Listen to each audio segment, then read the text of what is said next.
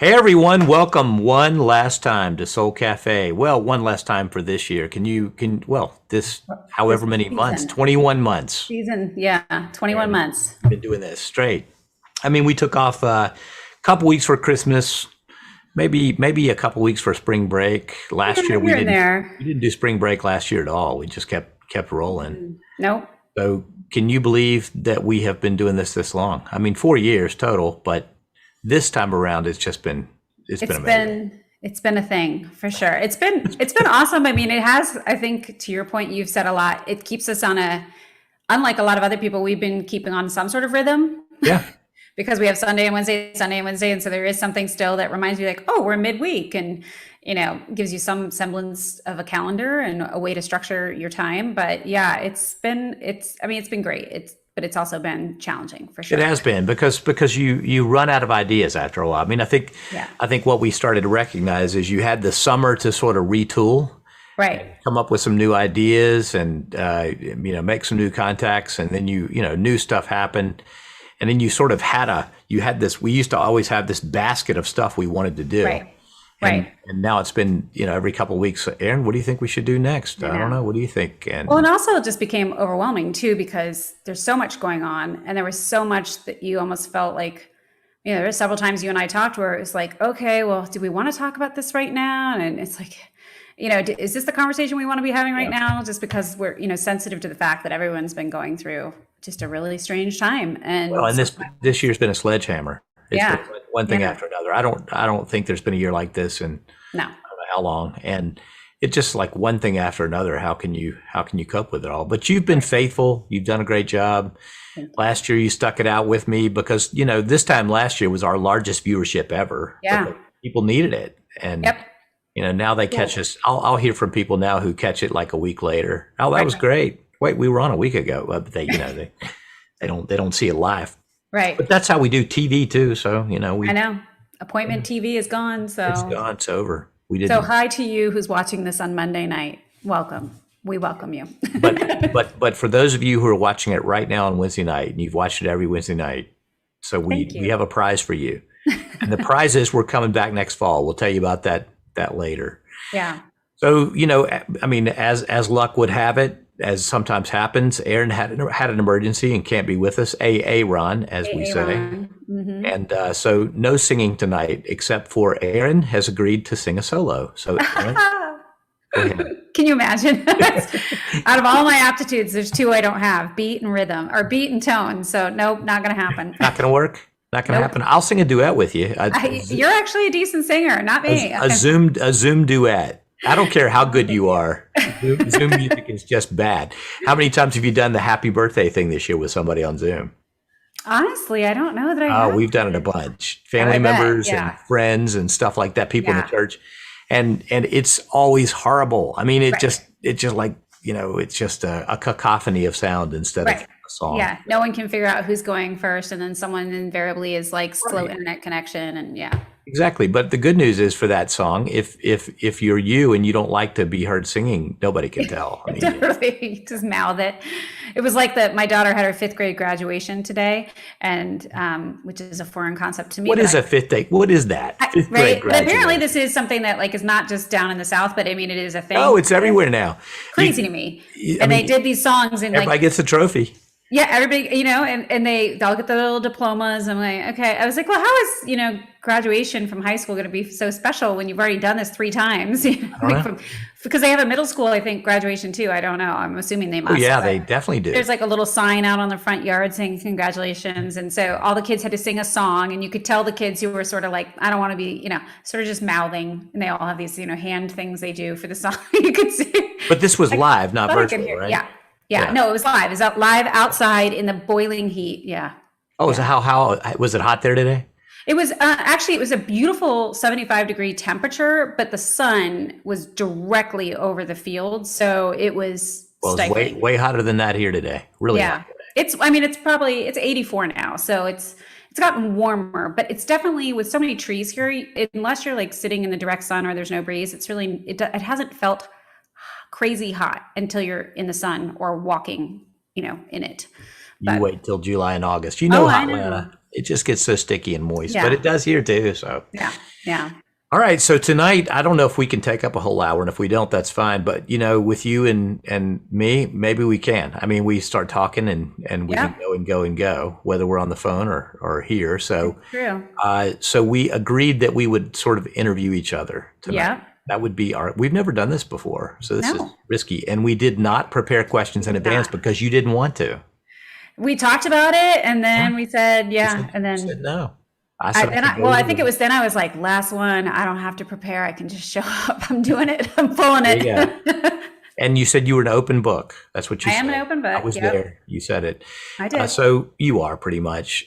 So I thought we might first start just talking about what we're interested in right now and general observations. And then I want to ask some personal questions, about your life, just things that people might not know. And I only might know a little bit. And then we might just get back to sort of thinking about Soul Cafe, this idea we had about the nexus of faith and life, and what that could look like in the future, and how we see that impacts people. I'm telling you, I think this is important because even in the church, I feel that there is a compartmentalization of faith. People not applying what they know in a Christian context to their general lives and what they decide to do with them. It's really intriguing. Yeah, I agree. Yeah. So what are you interested in right now? So what am I interested in right now? Well, yesterday I was actually listening to a podcast about the Palestinian-Israeli issues that are going on right now. As you and I've talked a lot, and you're a student of history. I am one of those people that sort of hears something and then I don't love to take a side immediately. I like to go, well, what do I not know about this topic? Because I certainly don't want to go and be bold about something that I don't necessarily know a lot about. Right. So I have been trying to study up and listen to multifaceted podcasts from different angles, because for some reason this is very political, of course, in our country, because what isn't, to see. So that's one thing I've been trying to work my way through. And where are you coming down on that? You can, if you're going to throw that out there. Yeah. This is a tough issue, I think. I think it's the way I come down on it is that it's so complex and so unfortunate that we seem to try to always make things so binary and boil things down so easily when they really can't be. This is centuries of life, of tribalism, of statehood, of land, of it's just so much. And it's so interesting to me that so much of it would have been boiled down to the years of, in the 40s and the 60s, because it's such recent history. And I feel like, if you see it that way. So I think, I'll get to this after you finish, so don't let me forget. But the question is, what is history? So keep going. Yeah. So, I mean, I think I think we are seeing this a lot in general. I feel like we tend to either bring things very, very close in our lens and make very recent history, which I would consider anything within about 100 years, fairly recent history, given the advancements in society and technology and everything. Or we tend to do away with 100 years and we go further back and we attach ourselves to what's happened perhaps. And I'm not just talking about the US, I think period. And even if you think about the Bible, I mean, I've obviously had to wrestle that, having been raised a Jew. Like our Bible didn't necessarily, our time frame didn't start, when Jesus was born. And so it's, I don't know. I think it's a really interesting contraption that we put on ourselves of like, how do we think of history? What do we think is history? And what points in history are we willing to attach ourselves to in order to make the argument we want to make or make sense of what we're trying to say as our philosophy on something? So that's what I'm wrestling with, because I don't know necessarily where I want to attach myself in that story. At least for Israel and Palestine, I feel some connection to it, just in the sense that it seems to be a Jewish versus Arab or Muslim thing that is a part of it. And I do feel some connection to that because of my family and my ethnicity. But I don't know that I have heard enough yet or learned enough yet to come down one way or another on either side, other than it's making me explore this attachment to like time. Yeah. So this is a hard one because you can apply about 15 lenses to it. And so one of them is the one you just applied, a religious lens. Now, never mind that in Israel, about 88% of the Jews there are what we call secular Jews, non-practicing, more than here, way more than in the United States. So you have, of course, you have in the younger generations a polarization, as you might have read recently, and that's global. Right. The Hasidic group, and then the more secular group, but they're moving in opposite directions. But Right. Israel has been a secular state. Maybe it's possible you could argue one of the more secular states in the world, which is intriguing considering that it is the Jewish homeland, right? Right. So religion in some ways has been more important there and in some ways less important than in the United States. So the religious lens is hard because, and in Gaza, I would say you do not have the most observant Muslim population on the planet in Gaza. So it's more of a cultural piece, I think, but the religious thing is always there. So it's always in the background. So then the question is, what is history?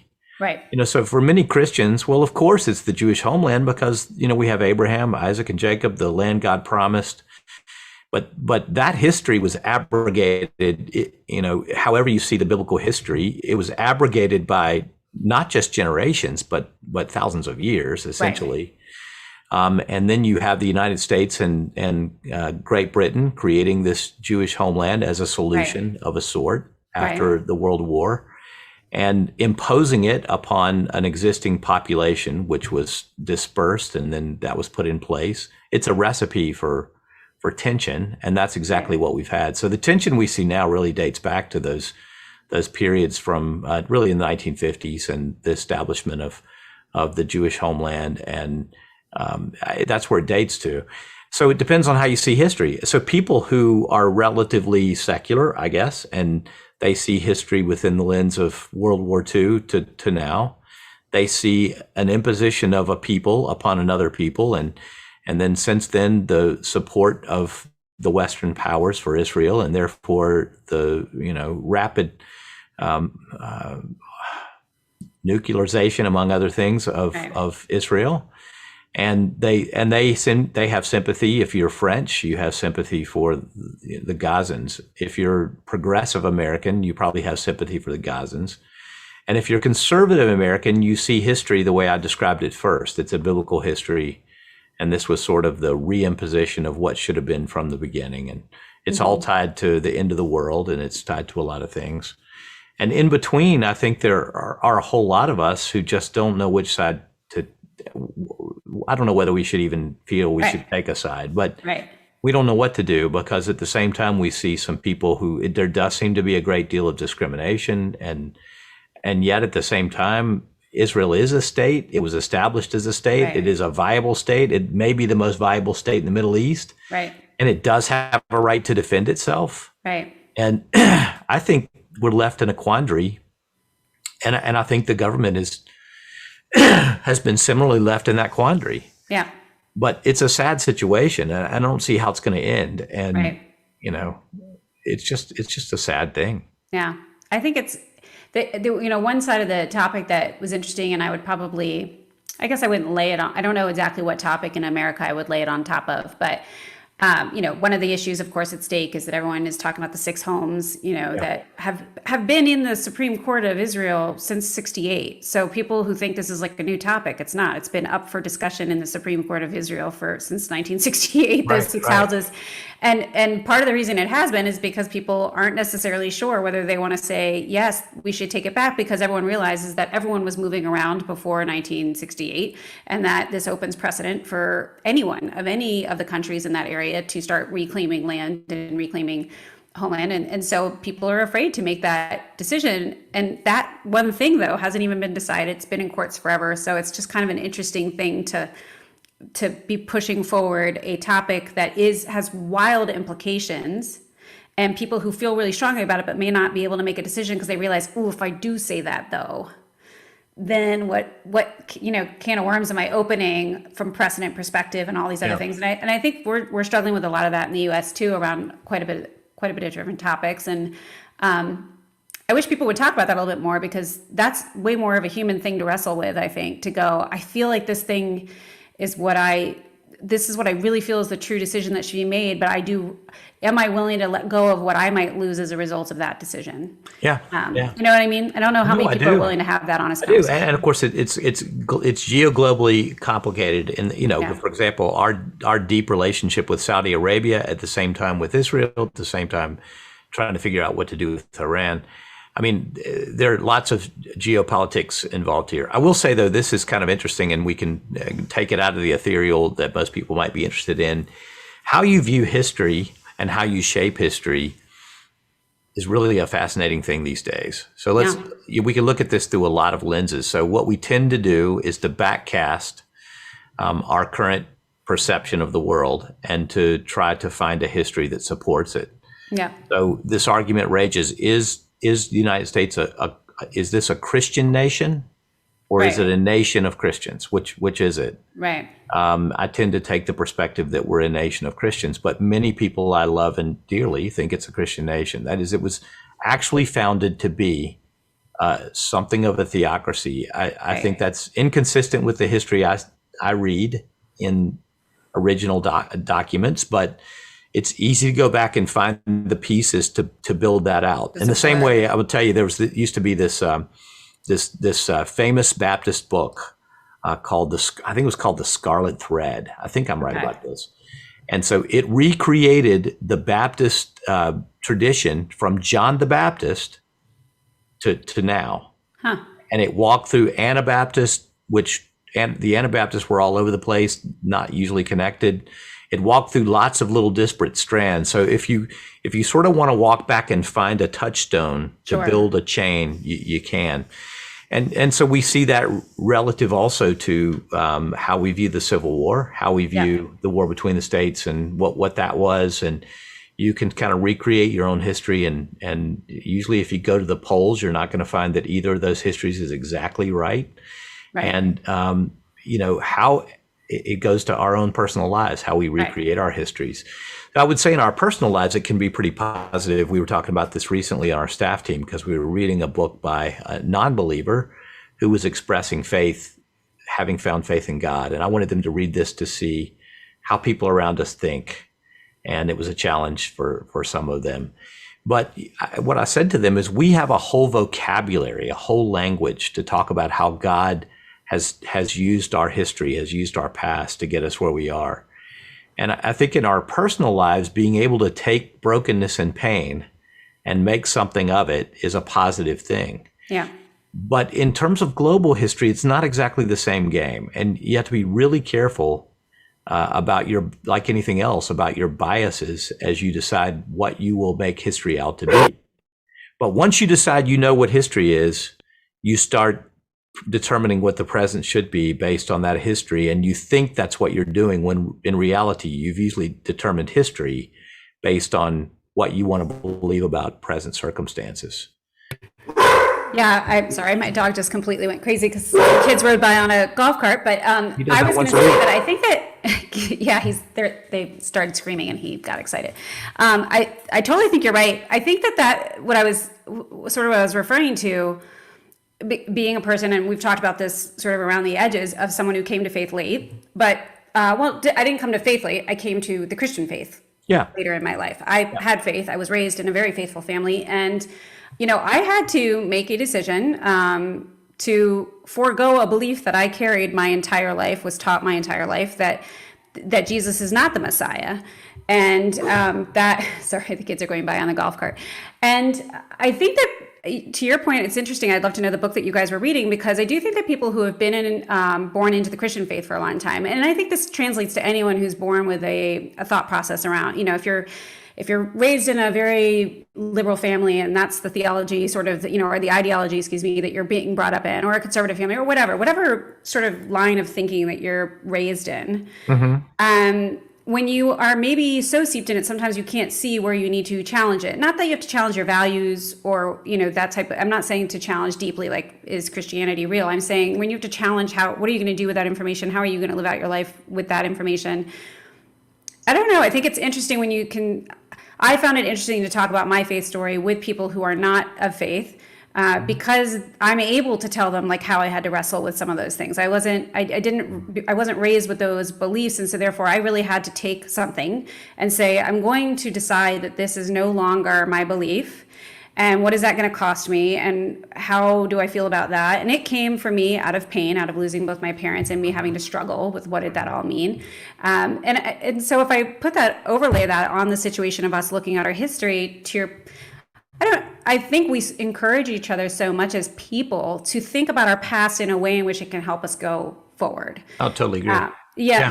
But I think we do, I think wrongly so, we let go of that way of thinking when we're trying to think about how to solve the world's toughest problems, when we're trying to think about how to have good and deep discussions about, even if it's down to policy or whatever, we do then, to your point, cling to and almost treat the world's history as different. When I don't know why we would be so encouraging of taking our own pain in history and changing it into something if we're not willing to also then question everything we learn about our country, our world, because we're learning that from other people's stories. See, we're giving people a window into a phone, you and I being on the phone having a conversation, because this is what we do. We follow a thread, and you never know where it's going to wind up. Yeah.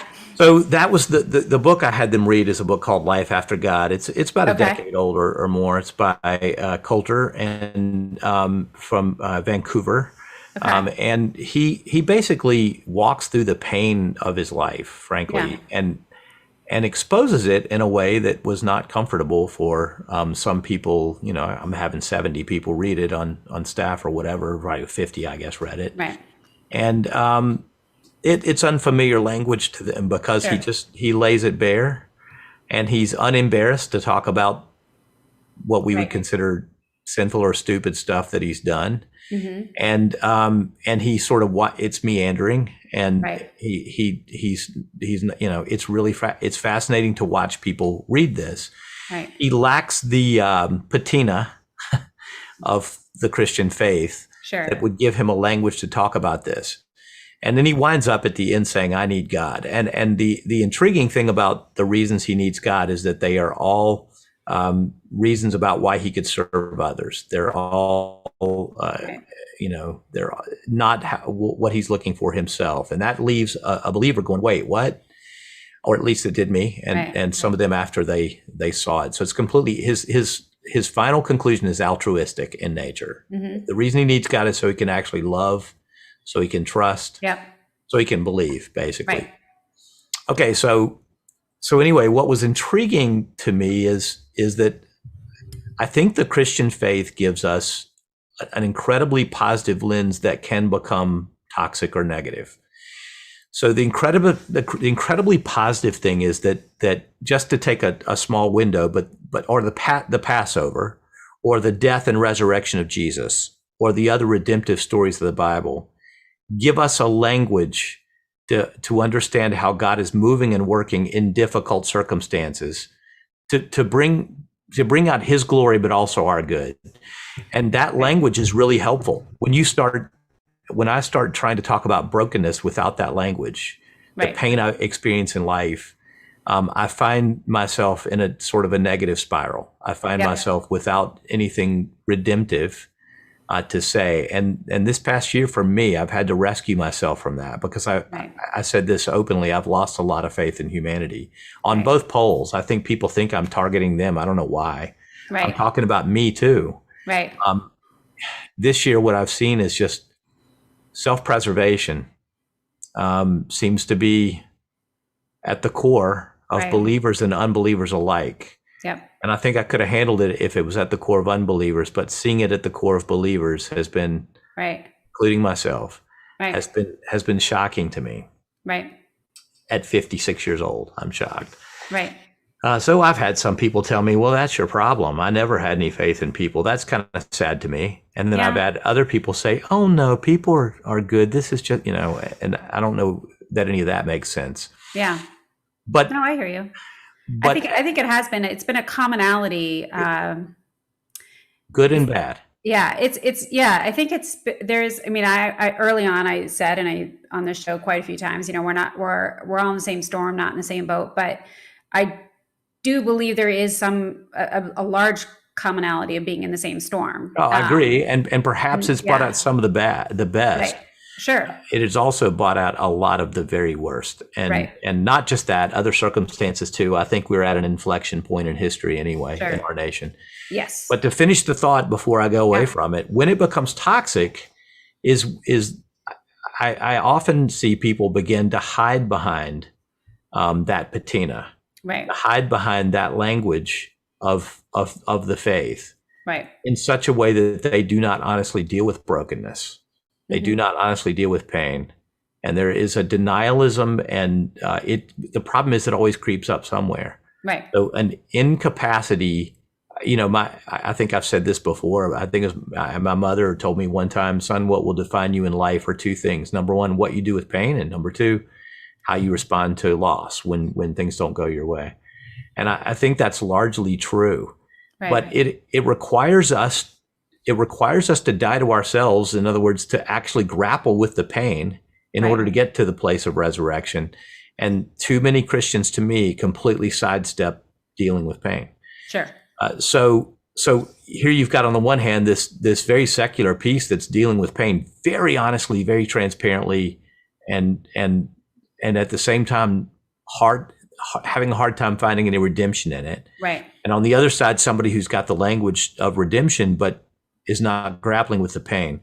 And this is the Jesus thing, right? Fully human, fully divine. It's to capture the mystery of the faith while at the same time honestly grappling with the pain of humanity, including my own, but not limited to my own.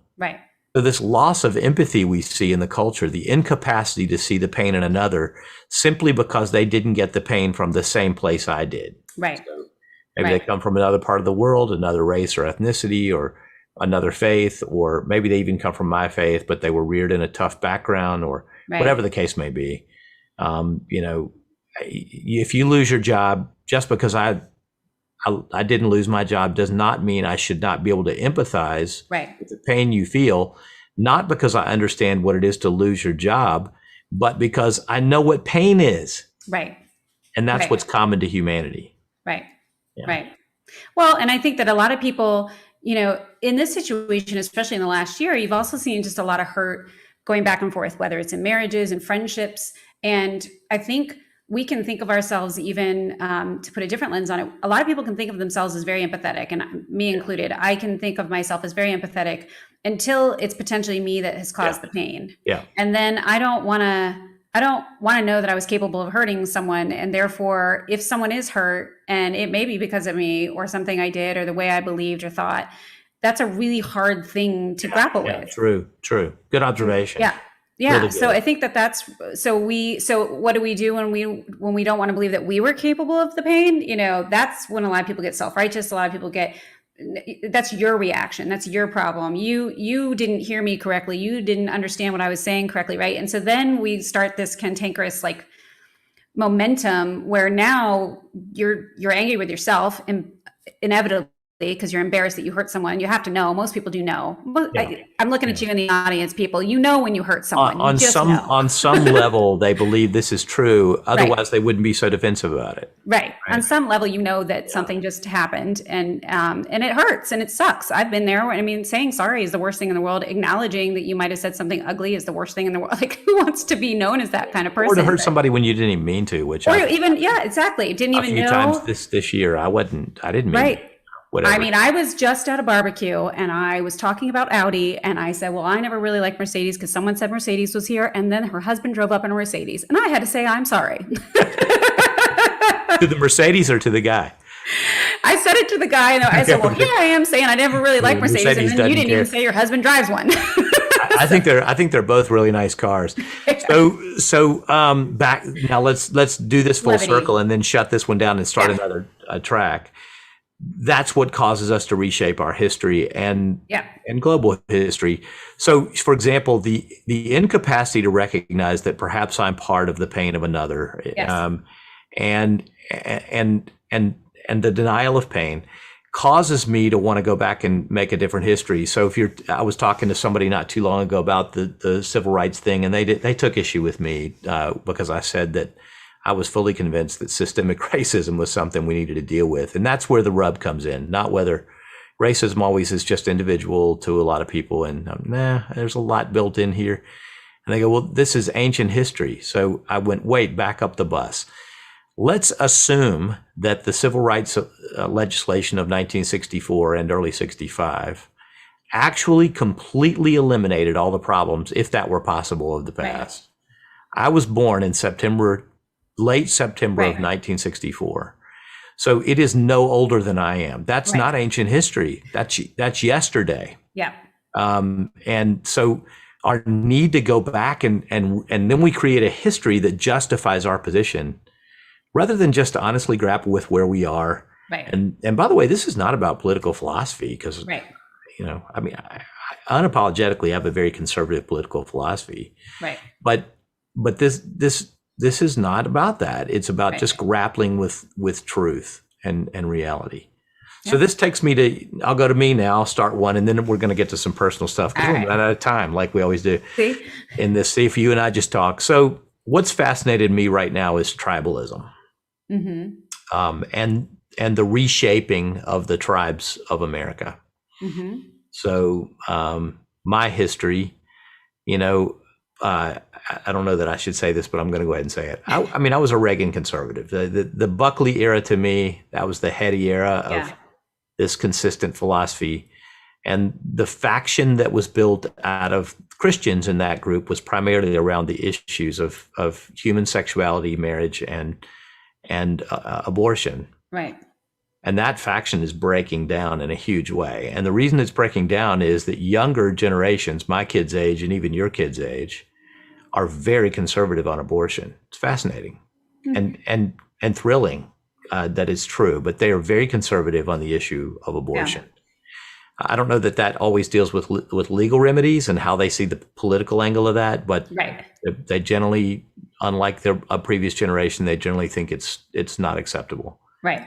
But very liberal on sexual issues. Yes. So this faction that was built out of that, and I was just reading a book about this, is breaking apart. Right. And as a result of that, I think a new faction is forming on both sides. Right. And there's a new tribalism, and so there's a hunt on for new tribal markers. And what is showing up as the tribal marker? This is, I am this way because I'm part of this tribe. On both sides is really fascinating to me. Yeah. So I think we are in the middle of a real reshuffling of the deck. Right. And as a result of that, we're seeing coalitions we never saw before. I mean, the Trump voter was certainly not the same voter of 1980s conservatism. Sure.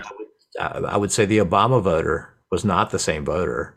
As the JFK or LBJ. Yeah, exactly, of that era. They're radically, there's a real reshuffling.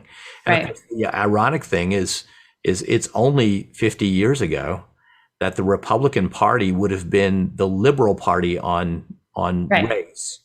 And the Yellow Dog Democrats would have been the conservative party on race. Right. That's all totally reshuffling. And it's not just about parties or politics. It's about tribal identity.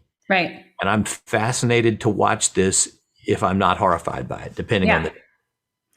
I mean, I hear what you're saying. I'm trying to think of, I do think that there's, how would I word it? I guess I've always thought of people as being just fairly binary, but you're right. They're binary in very different ways. So you take these two topics in front of these two people and they might each see black and white, but then you take that person in this conversation and this person, now you put them over in this different conversation and you give them this binary choice, they're black and white. So I feel like it's harder separate that by 25 years. Right. Right. This is constantly shifting sand, which is one of the reasons why I always say, look, folks, wherever you wind up on this is the stuff of the world. It's not eternity. Right. Because I know history, and the deck shuffles too often for us to put our and we're so exposed to I think that's what's something that just really, and I know everyone talks about it, but I just feel like sometimes we really lose grasp of it. Is and this actually came to my mind last week when we were talking to Ray and to Guy, and so we're talking about Appalachia and then Asian American, and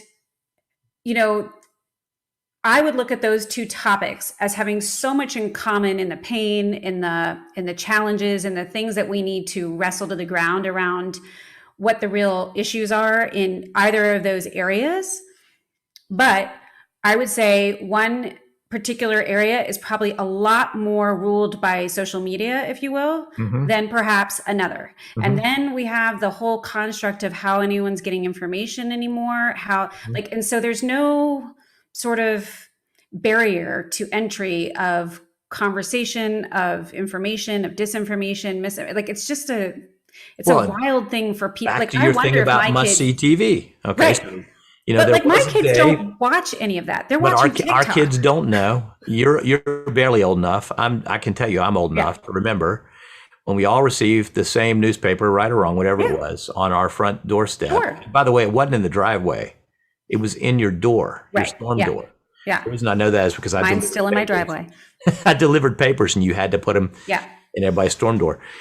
We watched the same television shows. So if you went to work, you asked somebody, hey, what did you think about whatever it was last night? And everybody watched it, the same stuff. Right. We saw basically the same newscast. And now we're all receiving our information tailored to our personal preferences and predilections from 10 million different sources. Well, and anyone's a newscaster. Anyone's hey, we're doing a show right now, right? We're a form of information. I wouldn't call me a newscaster, but no, but I mean, we're not newscasters, but we are a source of content for people to turn to, right? That's true. So we are participating in the conversation and providing our lens, whatever we want to, And so I do think that's. I'm not saying it's good or bad per se. I just think people, no matter how much we talk about it, I don't know that we still really understand and grasp why that is creating, to your point, so many different points of contention, as opposed to having and I'm not saying the news of the past was so independent or anything like that, but I don't know, there just seemed to be growing up. I don't know. I feel like I didn't grow up thinking about, I also don't know that I grew up thinking deeply about I wasn't forced to sort of, if you will, grow up early, start thinking about topics that I think our kids things I could even understand. Yeah. And that's what I'm saying. Like my son, he's 13, he watches TikTok. So I think there might be like a cutoff of age group. There was an age of innocence for us. Yeah. Right. Yeah. Right. I mean, the worst thing we thought of was like stranger danger, the guy in the van. That was. And then we can talk about who the stranger was. But anyway, right? I know. Well, this is all so fascinating, and I'm always thinking about how to process what's happening for people. Of course, I love people, and I think we have to have people around us from different perspectives. And I think we're going to have to learn though to iron out. To have logical, rational conversations and iron out some of these things.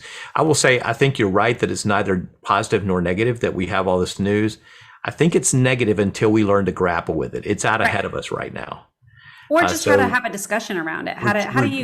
We're treating this tailored news as though it were the news of old, and it's not. It is very, radically different. Yeah. I was listening to an interview with Adam Grant the other day, who I'm sure you know. I do. And he just wrote the new book, which I haven't gotten to read yet, but Knowing What You Don't Know, I think is what it's called. Or Think Again, which I think is really interesting. And listening to him, I was like, yep, 100% buy into everything you're saying. One thing that struck me, because, as you know, I tend to get in these discussions with a lot of people, and there's plenty of people who might be watching right now who have had a discussion like this, where like, I just get going and I'm really actually trying to understand something, but I'm also processing it because I'm a verbal processor. And he had this great line where he said, sometimes you just need to remember to say, can we dance? Can we debate? Like, is this up for debate? Do you mind if we debate? So that you set the tone of like, as opposed to just going at someone and asking or attacking or something, like, how do you set the tones that people know? I'm really actually just trying to debate right now because I'm trying to work it out and think again myself, It's good. It's a good word. Just to say, hey, I haven't made up my mind completely. Let's talk about this. Yeah. It's good. Can we dance? All right. Let's ask some personal questions here. Because, we can hide behind these issues all day long. Okay. So tell me about you and Cyril, how you met. How'd you get together? I think I've heard parts of this story. I was like, did you not know the story? So I do know part of the story. Okay, maybe you do, but maybe not everyone does. A lot of people don't. Cyril was an old man when I met him. No, I'm just kidding. When I met Cyril, I moved out to Los Angeles because I was 23 and didn't know what I wanted to do with my life. I was 24. And I just had my aptitudes tested, and the guy basically said, you should go be a producer or something. And so I read an article about Jennifer Aniston and Brad Pitt's wedding. And I thought, oh, there, and it was the woman that catered it. Yeah. And Mary McCucci, and this is important to the conversation, I promise. So anyway, Mary McCucci, I read the job, event producer, and I thought, oh, that sounds like fun. I want to do celebrity weddings. So I moved out to Los Angeles and bothered Mary McCucci till she gave me a job, and I was her executive assistant. Mm-hmm. And I met Mr. Cyril Keating in the kitchen of Along Came Mary, which was Mary McCucci's catering restaurant, catering company, to the stars. And so I met him. And was it love at first sight? He says for him, he remembers thinking to himself, that's a woman I could marry. He said, that's a face I could look at for the rest of my life or something. I think he thought that was romantic, but anyway, he said that. I thought he was cute, but I was kind of like, okay, whatever. And really, I wasn't sure he was interested in, he's going to kill me for saying, I won't say it. I wasn't sure. LA is filled with a lot of interesting people, and it was the event industry, and he worked a lot with fabrics and things. And so I just wasn't quite sure that we were on the you don't even have to say it. We were on the same page. So I thought he was very handsome. He was cute. And then I know he's going to kill me. Hopefully he's not watching this. And so then a couple months later, I was still working at the catering company. He worked for the production company that did a lot of our events. And he had asked 3 other women already to the basketball game, and everyone apparently had said no. And then he called me, and unbeknownst to me, I was like, oh, sure, I'll go to the basketball game with you.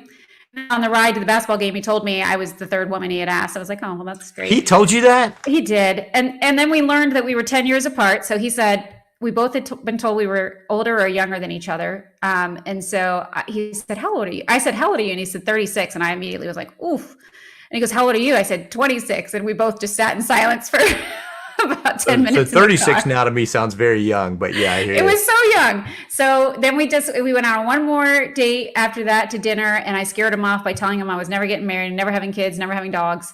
And I laid it out. That's 26. I was like, this guy, he'd been married once before. And I just, in my head, I'm like, 36, he's been married. Of course, he wants a woman and babies. And I don't want any of that right now. I'm 26. So I blew him off, and we just became friends. And then my father came into town for dinner, and Cyril was supposed to meet us for dinner, and he didn't. And my dad was very mad. And then he said, what are you inviting this guy to dinner for anyway? Are you guys dating? I said, no. And he goes, you're dating. So the next day I called Cyril and I said, I think you need to come over and we need to talk. So we've been dating ever since. And how long did it take for him to patch it up with your dad? Not long. They were such kindred spirits. They were very, very, very close and very kindred spirits. And I think my whole family adores Cyril, obviously. And my father and him very much were very like, he actually still wears my father's ring. He showed you up on that thing with your dad. Sometimes that takes a while to recover from. So yeah, my dad wasn't he was not happy that night, but then once he said, well, who is this guy and why would you want him coming to dinner with us anyway? And I told him, oh, we're just friends. We go to movies, we go to dinner. And he said, honey, people at your age, by this time I'm 28. He said, people at 28, that's called dating. I said, all right, fine. So we've been together ever since. All right. See, there's some detail there I didn't know. I knew the basics of it. So I think everybody knows how Debbie and I met. So you can ask a different personal question. We have to go back and forth here. Personal question. If you had not been a pastor, what were you studying to be? I'm not sure. I know that you'd mentioned maybe law at some point. You don't know the story? What was your real passion to be? I would have been a lawyer. Yeah. A lawyer? Was that really? Mm-hmm. What kind of law? I wanted to practice corporate law, and I had a vision of myself somewhere in New York, maybe Wall Street. Certainly was never Debbie's vision, so she was not unhappy. I suppose. I mean, the pastoral thing was maybe not what she signed up for, but it wound up, being okay. I mean, I've told this story 1,000 times from the pulpit, but I was brought back to God in my freshman year of college, and then I started working in a church, but it was a side thing. This friend of my father's, because my father was a pastor, this friend wanted a student pastor, and he bumped into me at something and said, hey, do you know anybody who would do this job? And I said, no, I don't really know anybody. And then I started thinking about it, and I thought that'd be kind of fun. I mean, I'd like to work with students. And I became a student pastor at his church, and I was there for several years while I was in college. And when I was about to graduate, the kids in my youth group actually were the ones that told me that I was running away from a call from God and That's awesome. needed to respond. It's a longer story than that, but I definitely would have been an attorney. And as argumentative as I am, I'm sure I would have been very good at it. And but We could have a mock trial sometime. How about maybe that? so. I mean, this was sort of God's plan for me. I've never really looked back. There are occasions where I'll wonder what my life would have been like. And then there have been several times where I almost left the pastorate. So, as I think you know, I still do a little consulting, but I did a lot when we lived in Lynchburg. It sort of was something that mushroomed.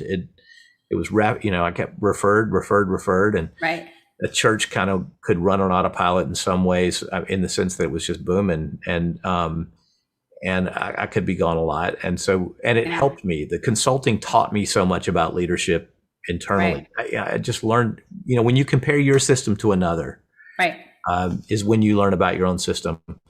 And so I was doing a ton of consulting, and I was consulting with a company, a very large, successful company. And the president of that company decided that I should be vice president and his successor someday. That's awesome. It was weird. So he asked me to spend some time with him, and he laid this out. And I said, yeah, I don't know. And then he laid a number out. And the number was very enticing to me. So I was like, wow, that's, more than I make in 7 years or 8 years at the time.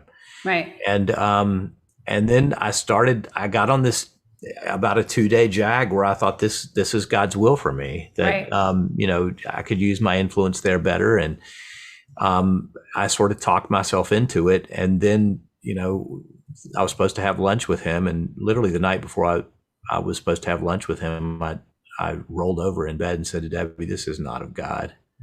This is just not what God wants me to do. And so I stayed in the pastorate. And then there have been a couple of other things that were similar, but, I've always felt that this is where God wanted me. And Columbia is really hard right now. Church is really hard right now. So I've confessed that there have been some times this year that I've kind of gone, it'd be easier to do something else with my life or whatever. But at the end of the day, I always feel this is what God wants me to do. And it's joyful. I love what I do. But wow, the church is it's been such an interesting period of time. That's the deal. I've been called to it, and I've been called back to it over and over and over again. And this is certainly what God wanted me to do with my life. So, or at least I think so. Maybe there's somebody in the church who will go, no, that's not. No, I don't think so. Maybe. I'm just curious, how did you, because I know you grew up in Radford, and until I was in high school. In high school was in Radford? Yeah. And your dad was a pastor. So high school wasn't, my freshman year of high school, we moved to Martinsville. Okay. Well, still all small towns, and your father was a pastor. So still a corporate lawyer. Did you see a show at the time? How did you come up with that particular bent? Well, I mean, I have a family of people who do all sorts of things. One of my cousins is president of the largest carpet company in the world in Dalton, Georgia. And, I've had relatives who've been almost everything. I don't think it was a foregone conclusion that I would be a pastor. It was a foregone conclusion I would go to college for sure. And that was just sort of built in. Well, corporate law is just such a specific area. Yeah, I had friends, I had people I knew who were in corporate law, and it looked fascinating to me. That's cool. It looked interesting to me, and it looked like it made a lot of money. And at that point in my life, that was a real interest to me. So, I grew up in Radford. Radford was a very small town. And that was sort of a nirvanic period. Not that it wasn't without its problems any kid has, but as you said, there was a naivete about, I lived in a world that I didn't realize all these problems were out there. Radford is a mountain town, so it was largely very white. At that time, it was fairly middle class. I mean, there was some poverty around us, but not near as much as there is now because of because of the brain drain from rural areas. Oh, I meant middle class because of the university. Well, the university was there. Yeah, so you had Virginia Tech 10 miles away. I was at Tech. Radford, right there. And a lot of professors and stuff that I knew. And then my freshman year, during my freshman year, we moved to Martinsville. And Martinsville is kind of a medium class, or it was at the time a middle class town. I mean, not middle class by Washington, D.C. areas, but, Sure. at the Nothing time, is middle class. 33,000 people. Yeah. DuPont, its largest factory in the world, was there. It's not anymore. Right. And it was an huge industrial town. Right. Martinsville is completely different. It was racially divided, segregated, a lot of racial anger, a lot of animosity. I hated living there at the time. I know some great people there, but that was a big, life change. And then I just set my sights on getting out of there. But when I was at the University of Richmond, I really thought law would be the way I'd go at one point. Cool. Yeah. Interesting. Yeah. All right. So I have this observation about you, and it is that you really actually love change. That you thrive on some big transition once in a while, something to sort of shake things up. I think you'll invite it. It could be a physical thing, like even donating a kidney, or it could be a move, or it could be a job change. So far, it hasn't been a marital change, and that's good. Let's keep it that way. Yeah. But I think you need a lot of change in your life, more than a lot of people do. So where does that come from? And first of all, am I right that you are someone who change is normative for you? Yeah. Not in a negative way. I'm just saying you are. And I don't take it negatively. Secondly, if so, where did that emerge from? So I don't take it negatively. But I grew up in Old Town, in like one of the big Old Town Alexandria, and one of the biggest funny things for Cyril is to take a tour of Old Town and see all my houses, because I remember all of us kids. So I have a twin brother who I've mentioned before, and then I have two younger brothers, 4 of us under the age of 5, crazy household. When I was about 10, my parents divorced, but my parents were successful interior architects, and they had their own firm. And Old Town at the time was very small. Old Town was also very segregated. South and north of King Street was very segregated, but very, as far as poverty and racially segregated, but very together as a community. So we grew up in a very loving environment all across, and it didn't it didn't matter. Race lines didn't matter, but there was definitely income differences, but that didn't even really matter growing up there. It's a very different place now.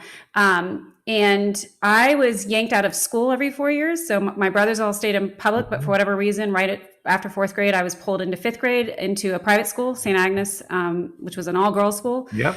Having grown up with all boys and then being pushed into an all-girls school for 4 years, and then and my parents had a very public and nasty divorce, and we moved to a lot of different houses in Old Town. So even before I was 11, I think I lived in 4 different houses. And then I went to a public school, back into school with my brothers, and so I think very naturally my life was also just chaotic as a kid anyway, just because we were. I don't know if my parents loved that kind of change. Maybe they actually really liked the change. I didn't. Well, of course, divorce creates some of that. Well, divorce for sure creates a lot of change. But it's interesting because it's interesting you say this, because of course I'm kind of I'm turning 47 in 2 weeks. I'm going through these oh my gosh, 47. I don't know why it's affecting me so much, but it is. And I don't know either, because that sounds young to me too. I know, so to your point, I donated a kidney in December. I lost my job 2 days before we moved to another state. It's COVID, pandemic. And there have been a lot of people who have said to me, you just deal with change very well, or are you okay? Or people who will actually say to me, well, things are really chaotic, Erin, right now. It's okay if you're feeling out of sorts. And I don't know how to really take that, not because I think they're trying to get me to see that it is chaotic. And I don't see it that way all the time, even though I think it probably festers in some of the insecurities I have or other things that are coming out. But when you grow up in a place that's kind of constantly changing, to me, it doesn't feel weird or abnormal that I am resilient to it or can adjust to it. My brothers now, I should say, all 3 of them are very, very against change. So, they're to the anxious level. My youngest brother spent 10 years in prison and would arguably maybe do better there, because unless there's really a lot of change there. But so it's very interesting, because if you actually look at my nuclear family, ultimately we had 7 siblings, but the 4 of us that were all born to the same parents, all 3 of them are very, averse to change. Any kind of, they can't stand it. They think they're constantly like, ugh, Erin. But for whatever reason, it feels very natural to me. So I don't know. It's obviously must be somewhat nature, but because if it were nurture, my brothers would be not opposed to change. But to me, or you just came on at a different point. I'm just always fascinated with. I think it's a double-edged sword, So I think change seems to feel normative to you, but you deal very well with things, and generally on your feet. You're very quick. So, well, I mean, you're fun. You're fun to talk to and to be around anyway. Yes, my husband, the change is not so fun, but yeah, well, I mean, you got to have a little of both. I'm certainly more change ready than Debbie is, and I think she's always been sort of an anchor for us. Yeah. So yeah. All right. Well, you got cheated a question. If we quit now, I can do a 2-minute answer to something, and then I got to tell what we're going to do next year. Okay. Well, see, I feel like you already had prepared a lot of your questions. I hadn't. I just made that up on the fly. I did. I swear. I didn't prepare my questions because I know. And normally I would be so like ready with them. You just said I was good on my feet, but you said don't do that, and I said okay. I know. It's funny. Because Cyril, I said to Cyril earlier today, I said, what questions should I ask Jim? And we had a bunch of funny ones. And ask a funny one.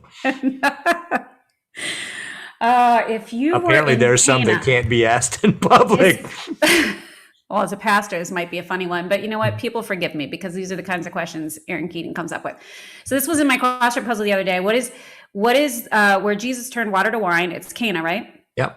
Okay, so you're in Cana and you're turning water to wine. I've been there. Yeah. What wine are you turning it to?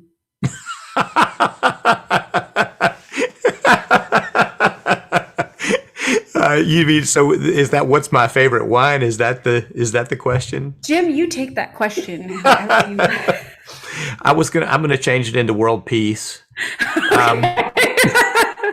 Or a 2007 Cabernet from or something like that. I probably would change it to a Stag's Leap Investor. But no, I mean, I'll take that metaphorically and say right now I'd change it into peace for that region, wouldn't you? Yeah. I mean, that's a fascinating question. I have been there to Cana, and it is a fascinating place to visit. And by the way, that story to me is one of the best in the Bible. The fact that Jesus' first miracle was changing water to wine. I know. Is a fascinating kind of an idea. Life of the party. Right. Yeah. So that's a funny question. I'll have to think about that. Yeah. Okay. Well, here's what we're going to do. We're going to take the summer off, and both Aaron and I need to do that to retool and to figure out another list of contacts. We're going to invite some other people to be on the team with us. Other Colombians, though we're going to keep Aaron on, even though she's in Atlanta. We've got to have people local, obviously, but it's frankly, Aaron, it's hard for me to imagine doing Soul Cafe without you. So I'm sad. I'm unwilling to give you up. So this team will be able to meet virtually, obviously, and that will help. And we'll sort of have some rotating co-hosts. I may not even be one of the co-hosts some week. But we are on staff are working with sort of making this a centerpiece of the week for Colombia, the way we communicate with the culture around us, with the nuns and the duns. One of our things is to really try to drill down on what it means for faith to intersect with the culture, for faith to intersect with where people actually live. Right. So the person like we were talking about earlier who does not have the patina of the Christian vocabulary and heritage to that we can intersect with them. And we've done some of that, and that's been a lot of fun to me. I mean, I think that's important for us to do. So we're going to do this sort of a live thing that's taped with a live studio audience. We're going to invite people to come in, but some of the guests will be virtual, and some of the hosts will be virtual. So there'll be something of a hybrid approach. But we kind of want to go big with this and see. I'm excited. What we can do. I am too. I'm excited for it. And I have, thank you so much, because I'll never forget when I went to the first reimagining of Soul Cafe. So you had us all in the Stevenson Hall and you sort of told us what you thought you wanted it to be. And being me, I was like, well, Jim, and I sent you this big long email with like 17 topics because you put out the question and I took it seriously. And then you said, well, do you want to just help produce this. And then I think I was just supposed to sort of be the layperson that kind of helped threw all the topics together. And you made the dangerous offer one day of, well, why don't you come up then and interview too? And I was like, well, great, I will be a co-host then too. You're a great co-host. And for, I think, I loved it. I think there's when we're at our best, I think there's a certain chemistry to the way we bounce off each other with different perspectives. And you're just an awesome co-host. You're a good friend, and you're fun to be around. And you've just been fantastic during this time. Well, thank you. Again, thanks for being faithful. When we didn't shut down, you didn't get your summer, and both of us did this from vacation spots. We did it from everywhere because people needed it, and it's been a lot of fun. This was a huge growth for me, a very, as I told you today, soul fulfilling. So it was very, this was something that came into my life right when I needed to see myself grow in a very different way. And I just appreciate you allowing me that space to do it and to be such a good partner with me. You gave us your gifts. I mean, this, and you could argue this is my job, but you gave us what you did. So I'm really grateful and look forward to future. And over the summer, let's not fall out of touch here. Of course, we'll be talking as a team. But so, folks, I think the week after Labor Day, probably somewhere in there, maybe the week after, we'll see how the time seems to fall. I think fall people are going to find is very hectic this year. Yeah. Getting back into routine. But once we get rolling, we're going to have a full season of what I think will be a lot of fun with Soul Cafe. Oh, yeah, indeed. All right. Till then. Can't wait. Thank you. Aaron, Thank you to everyone who's been watching. Talk to you soon. Thanks for everybody who's watched, and we'll see you soon. Take care. All right. Take Bye-bye. care.